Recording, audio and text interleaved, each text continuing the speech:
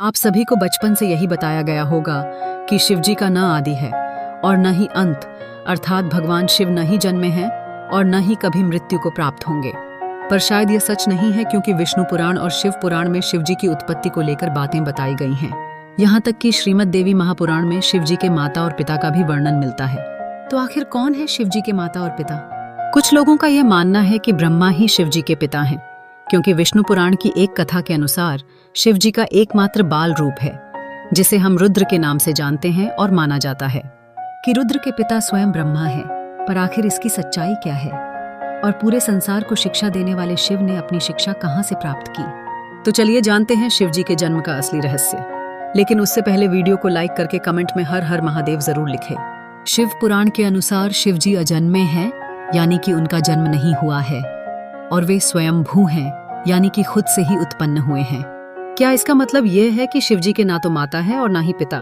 लेकिन विष्णु पुराण में तो कुछ और ही लिखा मिलता है, जिसके अनुसार विष्णु जी के नाभि से निकले कमल से ब्रह्मा जी की उत्पत्ति हुई और उनके माथे के तेज से शिव की उत्पत्ति हुई, जिसके कारण शिव जी को ज्यादातर समय ध्यान मुद्रा में दिखाया जाता है। लेकिन शिव पुराण में तो इसका उल्टा लिखा मिलता है, जिसके अनुसार एक बार जब शिव जी अपने घुटनों को मल रहे थे तो उनके घुटनों के मैल से श्रीहरि विष्णु की उत्पत्ति हुई।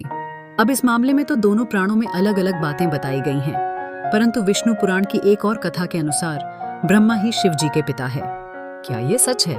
तो चलिए जानते हैं इसकी सच्चाई। लेकिन उस कथा को समझने से पहले एक और कथा को जान लेते हैं, जो काफी ज्यादा प्रसिद्ध है।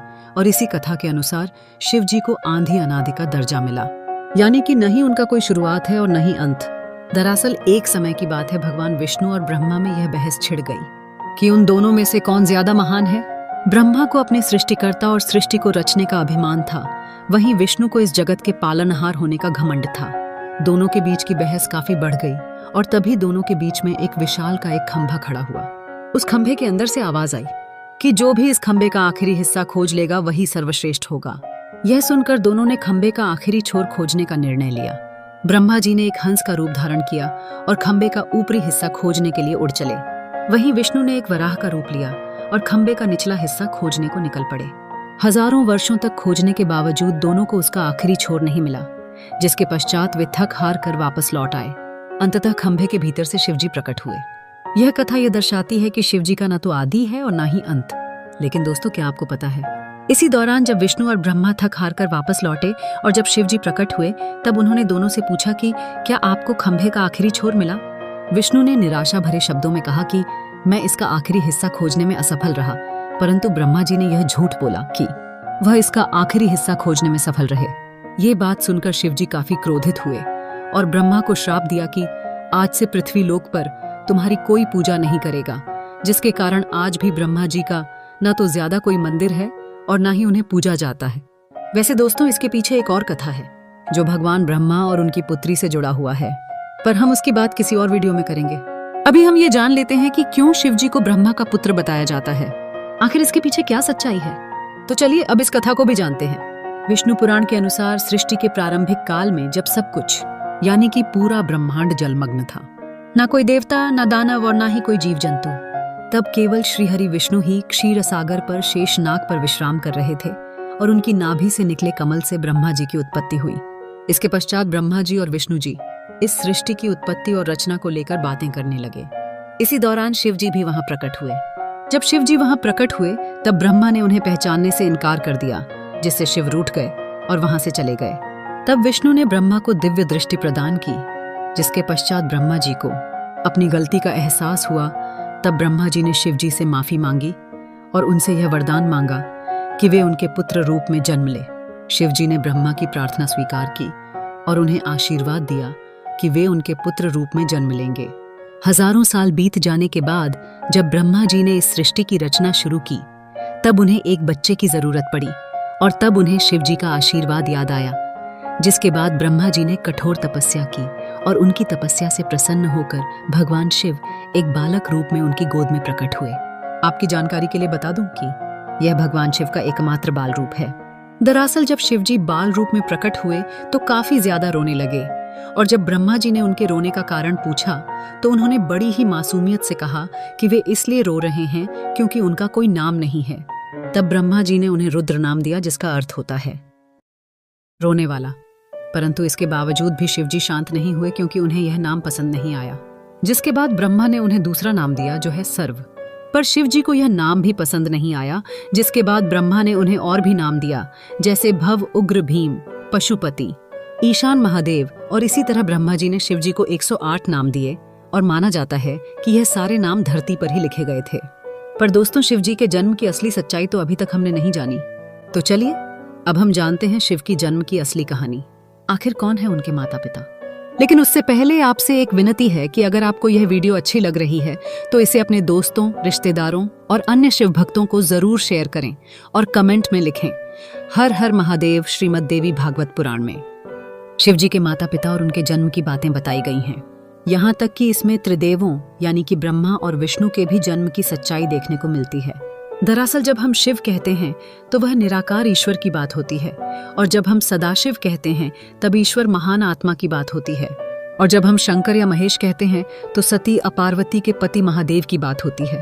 बस बहुत से भक्त यह भेद नहीं कर पाते और सभी को समान मानते हैं। अब श्रीमद् देवी महापुराण के अनुसार देखा जाए तो एक बार की बात है, नारद जी ने अपने पिता ब्रह्मा से पूछा कि इस सृष्टि की शुरुआत किसने की है, और साथ ही भगवान शिव, विष्णु और आपके पिता कौन हैं? तब ब्रह्मा ने उत्तर देते हुए कहा कि प्रकृति रूपी माँ दुर्गा और काल सदाशिव ही उनके माता पिता हैं, और उन्होंने ही त्रिदेवों यानी कि ब्रह्मा, विष्णु और शिव की रचना की है। शिव पुराण के अनुसार भी काल सदाशिव और पराशक्ति अंबिका ही शिव के माता पिता हैं, और इन सब में भी श्रेष्ठ हैं काल सदाशिव, क्योंकि उन्होंने ही पराशक्ति अंबिका की भी रचना की, जिनकी 8 भुजाएं थीं, और वह प्रकृति रूपी माँ दुर्गा भवानी कहलाईं। बहुत प्राचीन समय की बात है, जब कुछ भी नहीं था, ना आकाश, ना धरती, ना जीवन। उस समय केवल एक ही शक्ति थी, काल स्वरूप सदाशिव। वही आदि परमेश्वर हैं जिनसे सब कुछ उत्पन्न हुआ। सदाशिव के भीतर ही शक्ति रूप में दुर्गा भी विद्यमान थी। दोनों मिलकर काशी के आनंदवन में विचरण कर रहे थे। एक दिन दोनों के मन में ये विचार आया कि अब इस ब्रह्मांड में कुछ और प्राणियों की रचना की जानी चाहिए, ताकि इस सृष्टि का विस्तार हो सके। उन्होंने सोचा कि किसी और पुरुष को पैदा किया जाए जो इस सृष्टि की जिम्मेदारी उठाए, ताकि वे दोनों स्वयं निर्वाण की अवस्था में जा सके, यानी मोक्ष में लीन होकर ध्यान और शांति में स्थित हो सके। इसी उद्देश्य से सदाशिव ने अपने बाएं रंग से भगवान विष्णु को प्रकट किया। इसका मतलब यह है कि उन्होंने अपने शरीर के एक हिस्से से विष्णु को जन्म दिया। इसके बाद सदाशिव और दुर्गा ने एक और सृजन की योजना बनाई, और वह था ब्रह्मा जी का जन्म। इस बार उन्होंने अपने दाएं अंग से ब्रह्मा को उत्पन्न किया, और तुरंत ही विष्णु की नाभि से निकले कमल के फूल पर उन्हें बैठा दिया। वही कमल ब्रह्मा जी का आसन बना। अब जब ब्रह्मा जी उस कमल से उत्पन्न हुए तो उन्होंने सृष्टि निर्माण का कार्य अपने हाथ में लिया।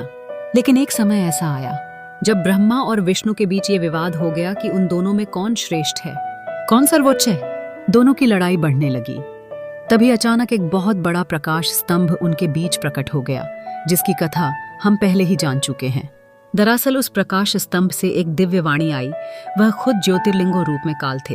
उन्होंने ब्रह्मा और विष्णु से कहा, पुत्रों, तुम दोनों ने बहुत तपस्या की है, और इसी कारण तुमने मुझसे 2 विशेष कार्य प्राप्त किए हैं। एक है सृष्टि का कार्य, यानी कि जन्म देना, जो ब्रह्मा का काम है, और दूसरा है पालन का कार्य, यानी कि सृष्टि को चलाना, जो विष्णु का काम है। इसी प्रकार मेरा एक और रूप है रुद्र, जिससे मैंने संहार यानी कि विनाश के कार्य के लिए उत्पन्न लिया है। लेकिन काल सदाशिव ने यह भी स्पष्ट किया कि एक कार्य ऐसा है जो कोई नहीं कर सकता, और वह है कृपा करना।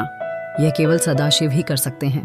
फिर सदाशिव ने कहा, रुद्र मेरे जैसा है, वह मेरे जैसा वस्त्र पहनता है, मेरे जैसा वाहन पर चलता है, और मेरे जैसा अस्त्र शस्त्र रखता है।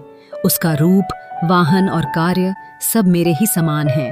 इस प्रकार ये कथा हमें बताती है कि संपूर्ण ब्रह्मांड की रचना सदाशिव और शक्ति रूपी दुर्गा से हुई है। ब्रह्मा, विष्णु, रुद्र, महेश ये सभी उनके अंश हैं, और उन्होंने अलग अलग कार्यों की जिम्मेदारी ली है ताकि सृष्टि ठीक तरह से चल सके। पर मित्रों, शिवजी की कहानी यहीं पर खत्म नहीं होती। एक और रोचक कथा है, जिसके अनुसार एक बार कुछ साधु संतों ने भगवान शिव से उनके जन्म के बारे में पूछा। तब भगवान शिव ने जो उत्तर दिया वो चौंकाने वाला था। तो चलिए अब उस आखिरी कथा को जानते हैं जो आपके होश उड़ा देगी। एक अन्य पुराण के अनुसार एक बार ऋषि मुनियों में जिज्ञासा जागी, आखिर भगवान शंकर के माता पिता कौन हैं? ये सवाल उन्होंने शंकर जी से ही पूछ लिया कि हे महादेव, आप सबके जन्मदाता हैं, लेकिन आपका जन्मदाता कौन है? आपके माता पिता का क्या नाम है? इस प्रश्न का उत्तर देते हुए भगवान शिव ने कहा, हे मुनिवर, मेरे जन्मदाता भगवान ब्रह्मा है। मुझे इस सृष्टि का निर्माण करने वाले भगवान ब्रह्मा ने जन्म दिया है। इसके बाद ऋषियों ने एक बार फिर भगवान शंकर से पूछा कि यदि ये आपके पिता हैं तो आपके दादा कौन हुए? तब शिव ने उत्तर देते हुए कहा कि इस सृष्टि का पालन करने वाले भगवान श्रीहरि अर्थात भगवान विष्णु ही मेरे दादाजी हैं। भगवान की इस लीला से अनजान ऋषियों ने फिर से एक और प्रश्न किया कि जब आपके पिता ब्रह्मा हैं, दादा विष्णु, तो आपके परदादा कौन है? तब शिव ने मुस्कुराते हुए उत्तर दिया कि स्वयं भगवान शिव। इसके बाद ऋषि मुनि समझ गए कि शिव जी से बढ़कर ना कोई है ना कोई होगा। वैसे दोस्तों, क्या आपको पता है कि भगवान शिव को उनके आभूषण कहाँ से मिले?